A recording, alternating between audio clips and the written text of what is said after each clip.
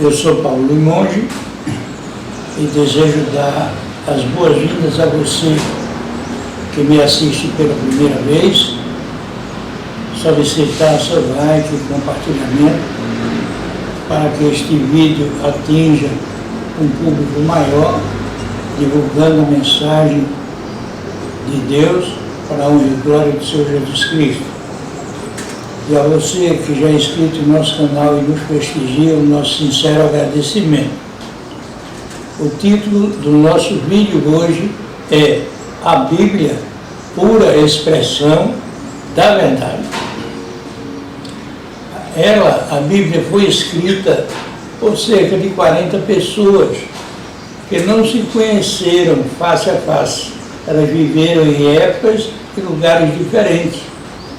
No entanto, tudo quanto escreveram aponta em uma só direção, indicando que tiveram uma única fonte de inspiração. Embora não tenha como objetivo ser um compêndio científico, ela se antecipou à ciência em muitas ocasiões. A expansão do universo é um dos aspectos onde ela se antecipou. Foi demonstrada por observações através do telescópio Hubble.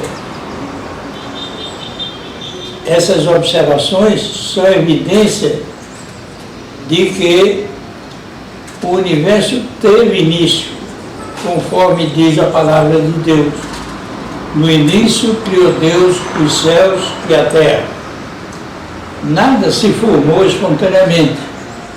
Uma célula humana, por exemplo, é formada por muitas estruturas submicroscópicas: membrana celular seletiva, membrana nuclear, ácido nucleico e desoxirribonucleico, corpúsculo de Golgi, retículo endoplasmático, lisossomos, mitocôndrias, etc., os quais, contrariando as leis da termodinâmica, onde nenhum sistema se mantém sem que disponha de outro sistema para captação de energia e transformação em trabalho. E até mesmo o aventado sistema de fermentação apontado pelos que teimosamente defendem a geração espontânea exige complexidade incompatível com um organismo no limiar da vida, e que tudo no universo tende à dissociação ou entropia, e que é probabilisticamente impossível que sistemas de tamanha complexidade, contrariando leis físicas, se desenvolvam sincrônica e unidirecionalmente, ou seja, à mesma velocidade e na mesma direção, e assim concluídos, interajam e gerem vida. Michael Behe, em seu livro A Caixa Preta de Darwin, demonstra, pelo princípio da complexidade redutível, que um sistema complexo que tenha vida somente pode existir com suas partes componentes prontas ao mesmo tempo. Cita o exemplo de uma simples ratoeira que não funciona se retirarmos qualquer uma de suas partes. A afirmação bíblica de que Deus formou o homem do pó da terra também ela encontra sustentação no fato de que todos os elementos que compõem o corpo humano encontram-se no solo. Como exemplo, o ferro, o cobre, o zinco, o flúor, o manganês, o magnésio, o sódio, o potássio, o fósforo, flúor, oxigênio, carbono, etc. Houve um primeiro casal, do qual descende toda a humanidade. Isto foi confirmado a partir de estudos de Rebecca Campbell, que comparou 147 moléculas de DNA de diferentes etnias, aborígenes australianos, pigmeus, europeus, indígenas, esquimós, etc., e descobriu que todas as moléculas de DNA mitocondrial analisadas eram iguais, indicando terem uma origem comum em uma mesma mãe. Deus ordenou que todos os judeus fossem circuncidados a partir do 8º dia do nascimento. Isso está registrado em Levítico 12, versículo 3, como sinal do pacto que ele selara com Abraão.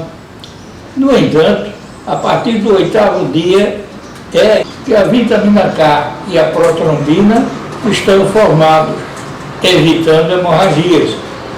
Também foi comprovado que a postectomia, ou seja, a cirurgia onde é retirada a parte excedente do prepúcio, uma porção de pele que cobre a glande do órgão sexual masculino, é rica em células Langerhans.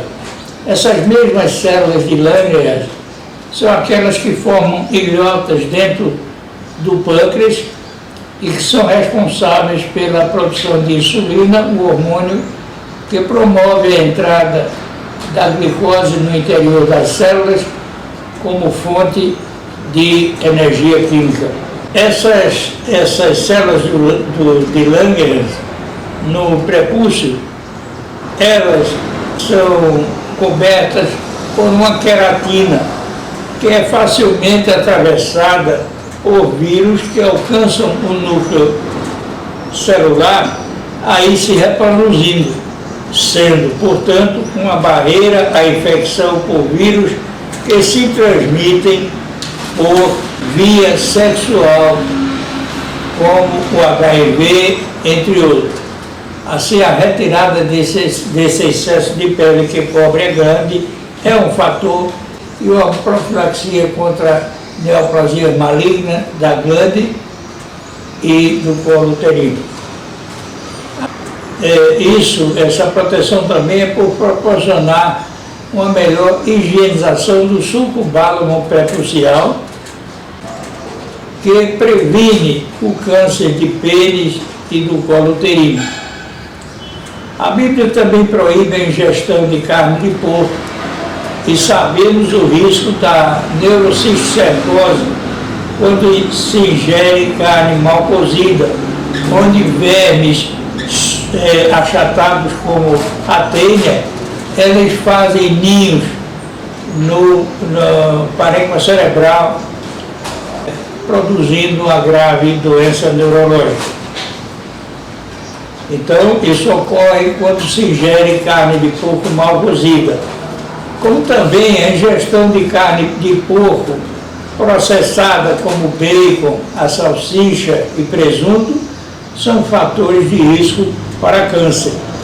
A ingestão de morcego do tipo ferradura acarreta o risco de infecção pelo vírus SARS-CoV-2, causador da Covid-19. Sabe-se que Moisés foi o autor do Pentateuco, os primeiros 5 livros da Bíblia. Também provavelmente escreveu o livro de Jó, onde no capítulo 26:7 está escrito: ele estende o norte sobre o vazio e faz parar a terra sobre o nada. Isto é uma referência à lei da gravitação universal de Isaac Newton, publicada no século XVII. Mas a Bíblia a ela se referiu há 3.500 anos. No mesmo livro de Jó, capítulo 28:25, lemos: ele estabeleceu a medida das águas e o peso dos ventos. O vento é gás em deslocamento na atmosfera. Portanto, peso dos ventos é peso dos gases na atmosfera, ou pressão atmosférica, a qual somente foi tratada pelo físico e matemático italiano Evangelista Torricelli, também no século XVII. O ciclo hidrológico é um outro sinal da inspiração divina das Escrituras, porquanto foi tratado pela Bíblia há 3.500 anos atrás.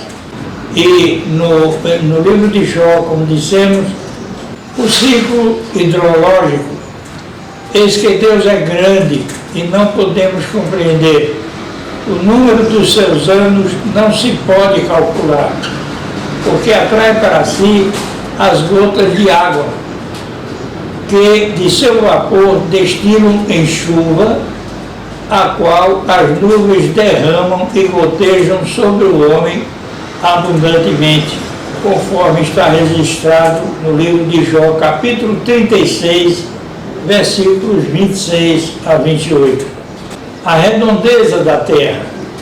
Isaías, no capítulo 40, versículo 22, registra: Ele é o que está sentado sobre o círculo ou redondeza da terra, cujos moradores são como gafanhotos, e desenrola os céus como tenda para neles habitar.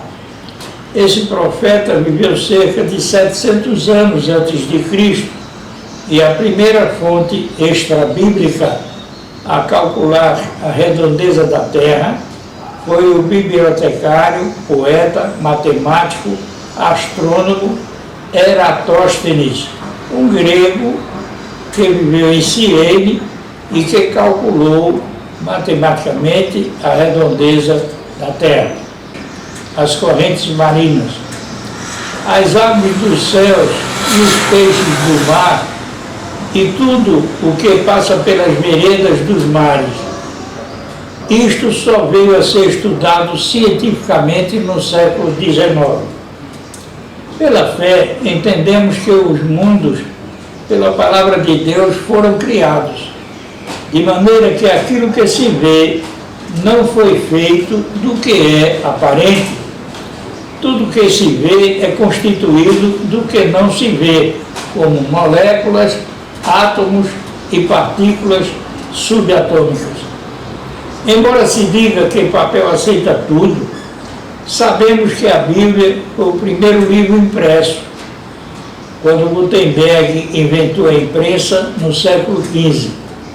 Não podemos explicar como ela pode falar sobre fatos que somente ocorreriam séculos após sua publicação, pois até então os registros bíblicos eram feitos em pergaminho, isto é, pele de carneiro, velino, pele de animais jovens, papiro, uma planta, ou placas de argila.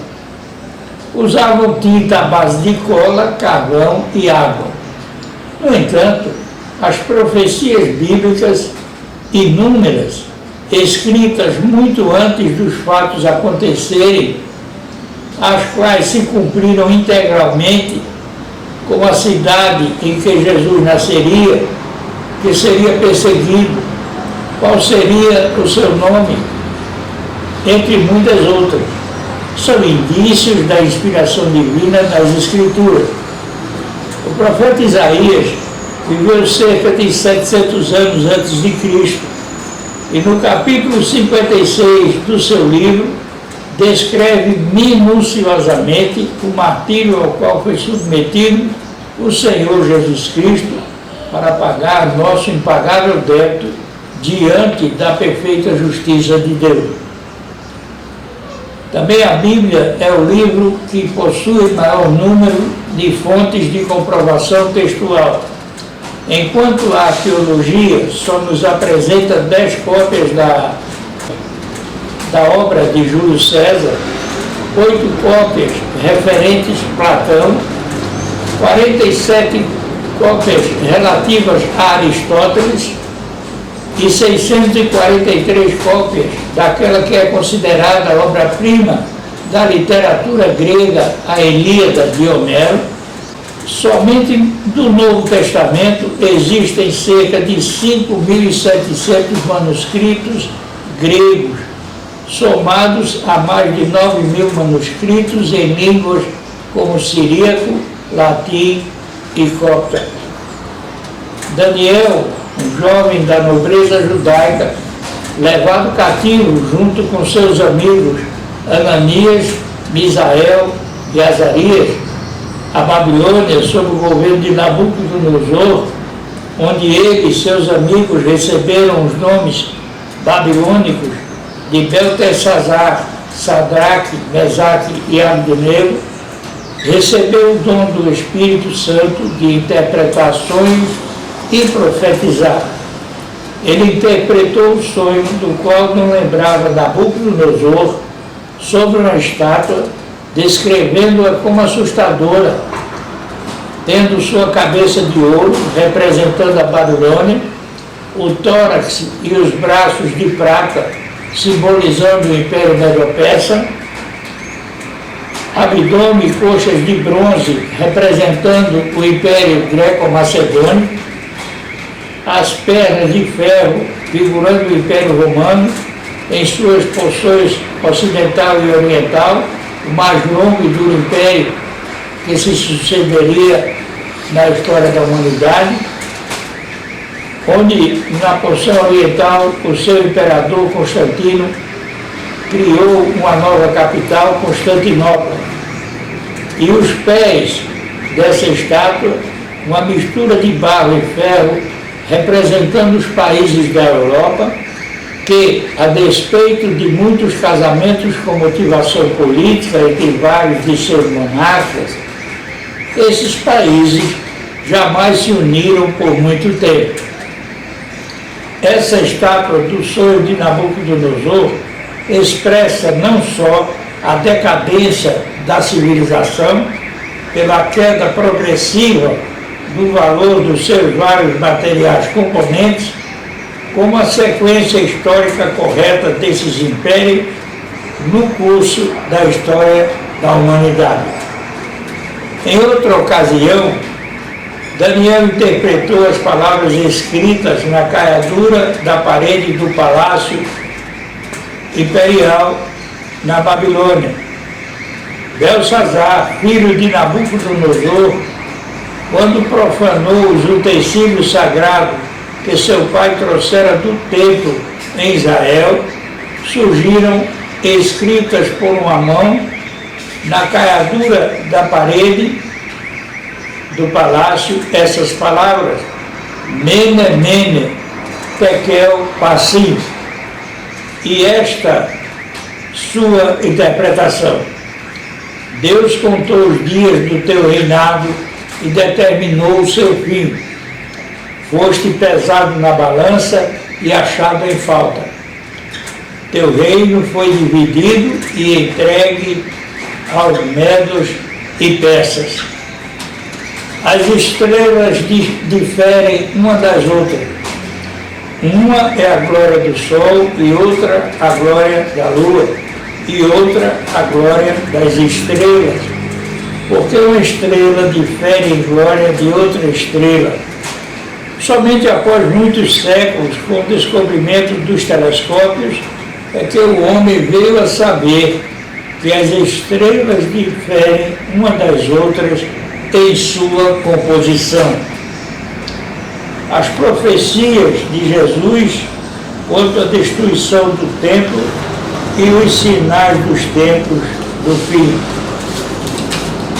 Jesus cita a profecia de Daniel sobre o abominável da desolação, referindo-se à profanação por Antíoco IV Epifânio, a qual prefigurava a destruição de Jerusalém por Tito, filho do imperador romano Vespasiano, no ano 70 depois de Cristo.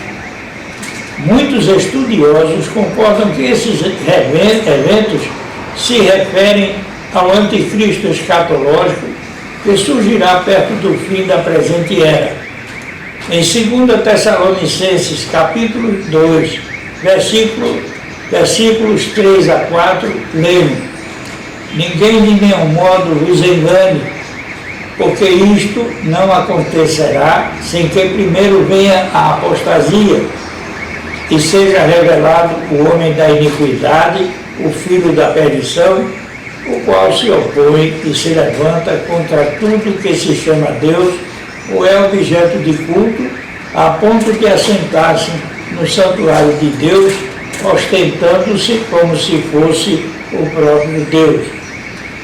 Em Mateus capítulo 24, versículos 1 a 31, lemos: Tendo Jesus saído do templo, ia se retirando, quando se aproximaram dele os seus discípulos para lhe mostrar as construções do templo.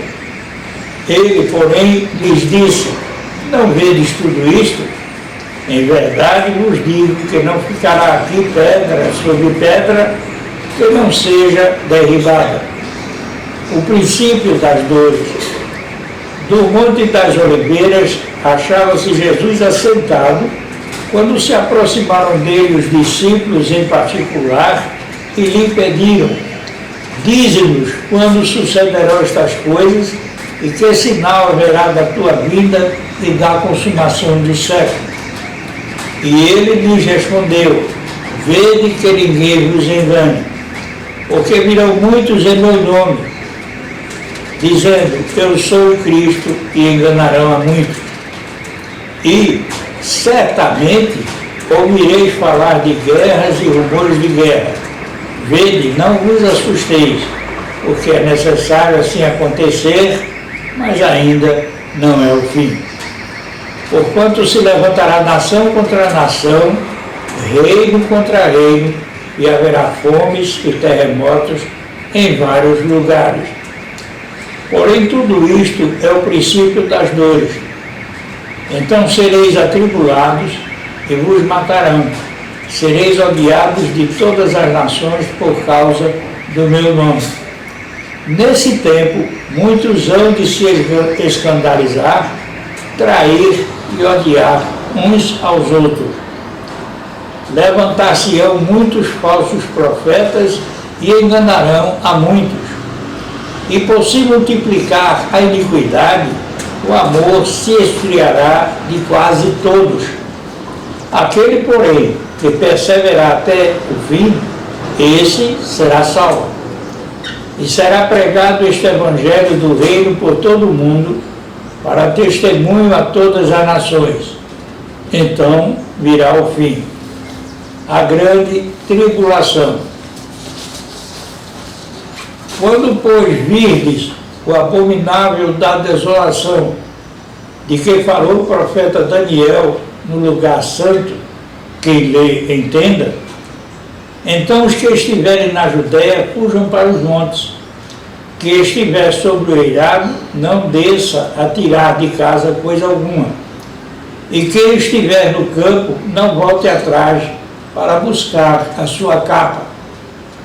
Ai das que estiverem grávidas e das que amamentarem naqueles dias. Orai para que a vossa fuga não se dê no inverno, nem no sábado.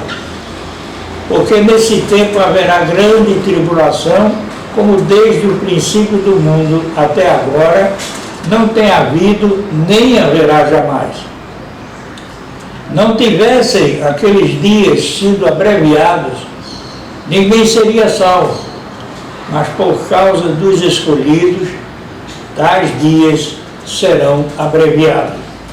Então, se alguém vos disser: Eis aqui o Cristo, ou ele ali, não acrediteis, porque surgirão falsos cristos e falsos profetas, operando grandes sinais e prodígios para enganar, se possível, os próprios eleitos. Vede que vos tenho predito. Portanto, se vos disserem: Eis que ele está no deserto, não saiais. Ou, ei-lo no interior da casa, não acrediteis. Porque assim como o relâmpago sai do Oriente e se mostra até no Ocidente, assim há de ser a vinda do Filho do Homem. Onde estiver o cadáver, aí se ajuntarão os abutres, a vinda do Filho do Homem. Logo em seguida a tribulação daqueles dias, o sol escurecerá, a lua não dará a sua claridade, as estrelas cairão do firmamento e os poderes dos céus serão abalados. Aqui é preciso perceber que a narrativa é sob a ótica do observador na superfície da Terra. Então ele vê meteoritos como as estrelas cadentes em grande número se dirigindo em direção à Terra. E por isso cita como chuva de estrelas, não é? As estrelas cairão do firmamento e os poderes do céu serão abalados. Então aparecerá no céu o sinal do Filho do Homem. Todos os povos da terra se lamentarão e verão o Filho do Homem vindo sobre as nuvens do céu com poder e muita glória.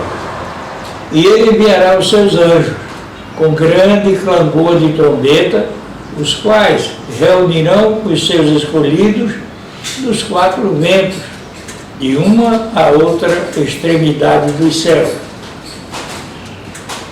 É importante observar a notória modificação nos padrões morais daqueles que leem respeitosamente a Bíblia, estudam-na, orando antes de manuseá-la.